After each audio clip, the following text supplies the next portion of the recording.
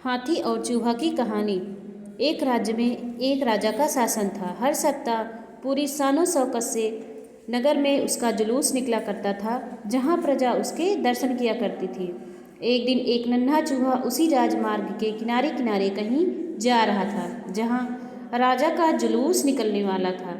वह चूहा था छोटा, मगर उसका घमंड बहुत बड़ा था और वह खुद को सर्वश्रेष्ठ और महान समझता था।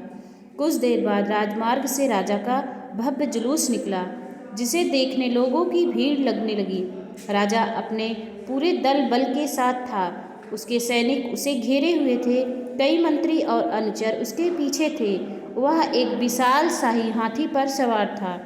हाथी शाही था, इसलिए उसे भव्यता से सजाया गया था और उसकी शान भी देखते बनती थी। जुलूस में हाथी के साथ एक शाही बिल्ली और एक कुत्ता भी था। राजा का जुलूस देखने को उमड़ी भीड़ राजा के साथ साथ उसके शाही हाथी की प्रशंसा भी कर रहे थे। यह सुनकर घमंडी चूहे को बहुत बुरा लगा। वह हाथी को गौर से देखने लगा, फिर सोचने लगा, इसमें ऐसी क्या खास बात है जो मुझ में नहीं है। मैं भी उसके जैसा ही हूँ। मेरे पास भी 2 आँखें हैं, 2 कान, 1 नाक, 4 और पैर हैं। फिर उसकी प्रशंसा क्यों? उसके विशाल शरीर के कारण, लंबी सूंड के कारण, छोटी छोटी आँखों के कारण या झुर्रीदार चमड़ी के कारण? किस कारण? एक बार तुम लोग मुझे देख लो, उस हाथी को भूल जाओगे।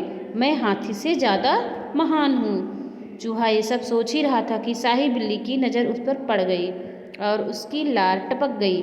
जुलूस छोड़कर वह उसकी ओर लपकी। फिर क्या था? चूहा अपनी सारी महानता भूलकर दुम दबाकर भागा। भागते भागते वह हाथी के सामने आ गया।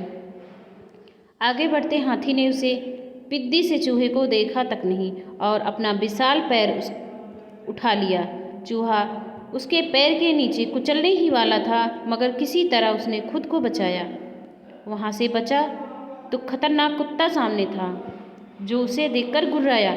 चूहा पूरी जान बचाकर वहाँ से भाग गया और राजमार्ग के किनारे स्थित एक छेद में घुस गया।